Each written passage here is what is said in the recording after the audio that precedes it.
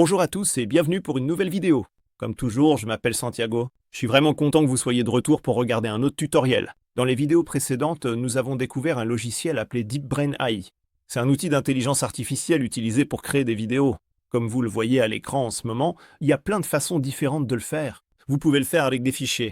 Si vous importez par exemple un PDF, vous pouvez créer une vidéo à partir de ce PDF. Vous pouvez aussi le faire en utilisant des URL. Par exemple, si vous vouliez créer une vidéo produit à partir d'une fiche Amazon, vous pourriez aussi le faire. Vous pouvez écrire des prompts pour que le logiciel crée des vidéos ou des images si vous souhaitez les utiliser dans vos projets également. Nous avons exploré certains de ces outils dans les vidéos précédentes.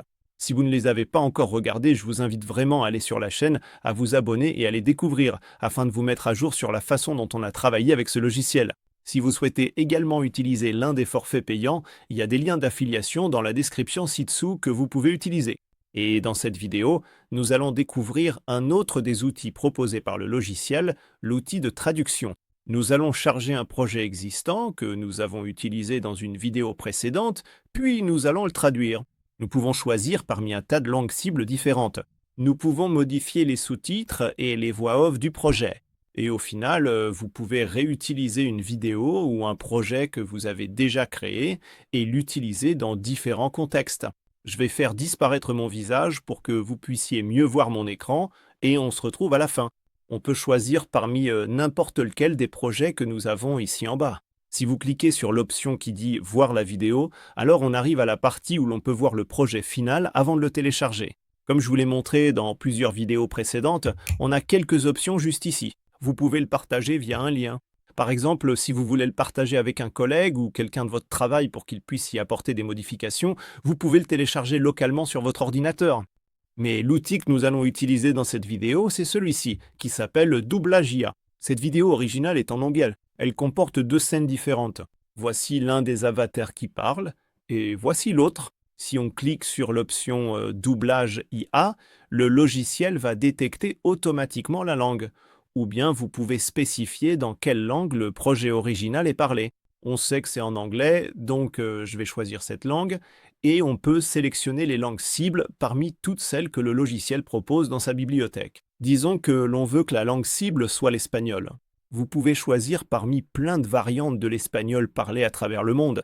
Vous pouvez choisir l'Argentine, le Chili, la Colombie, le Costa Rica et ainsi de suite. Je vais choisir celle de la Colombie pour voir à quel point le logiciel gère bien l'accent. Et une fois que vous avez choisi votre langue d'origine et votre langue cible, il suffit de cliquer sur « Exporter » et le logiciel va prendre quelques minutes pour exporter la nouvelle vidéo dans la nouvelle langue.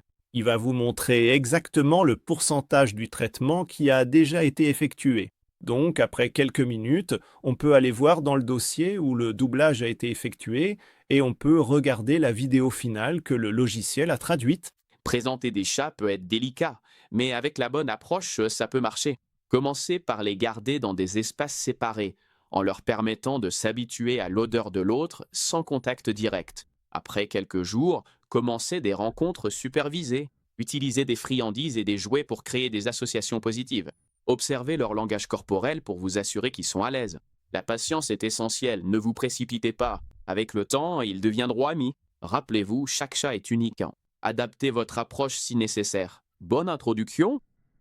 Bienvenue dans notre vidéo sur la façon de présenter des chats. Accueillir un nouvel ami félin à la maison est excitant, mais il faut bien s'y prendre pour assurer une transition en douceur pour tout le monde. Commencez par garder le nouveau chat dans une pièce séparée pendant quelques jours. Cela leur permet de s'adapter à leur environnement sans être submergés. Ensuite, introduisez progressivement les chats aux odeurs de l'autre en échangeant leur lit ou leurs jouets. Cela les aide à faire connaissance avant de se rencontrer en face à face. Surveillez leurs premières interactions et faites preuve de patience. L'adaptation peut prendre du temps, mais avec de l'amour et de l'attention, ils peuvent devenir de grands compagnons. Merci de nous avoir regardés. Nous espérons que ces conseils aideront à créer un foyer harmonieux pour vos chats. Comme vous pouvez le voir, le logiciel a traduit tout l'audio du projet original. Nous avons laissé les locuteurs d'origine en tant qu'anglophones, donc le script espagnol est prononcé comme un anglophone parlerait espagnol. Si vous choisissez un autre avatar, disons un avatar hispanique, l'audio semblera un peu plus naturel. mais je trouve que la façon dont le logiciel imite différents accents, même la manière dont les anglophones parleraient, est déjà assez aboutie. Un script en espagnol, je trouve ça vraiment intéressant. Si vous retournez dans le doublage IA, vous pouvez modifier cela et vous pouvez changer les avatars pour qu'ils correspondent exactement à ce que vous souhaitez pour ce projet spécifique.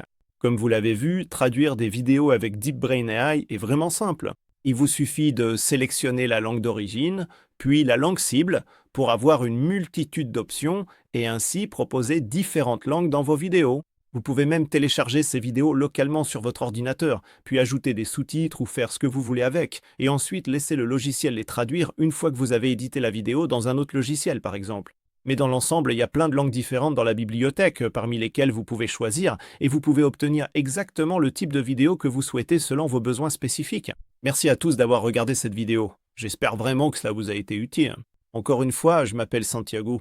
Si vous souhaitez utiliser l'un des forfaits payants, petit rappel, il y a des liens affiliés dans la description juste en dessous. Je vous invite vraiment à vous abonner à la chaîne, comme ça vous ne raterez aucune des vidéos que nous allons faire sur ce logiciel. Et sans plus attendre, on se retrouve dans la prochaine vidéo. Salut à tous!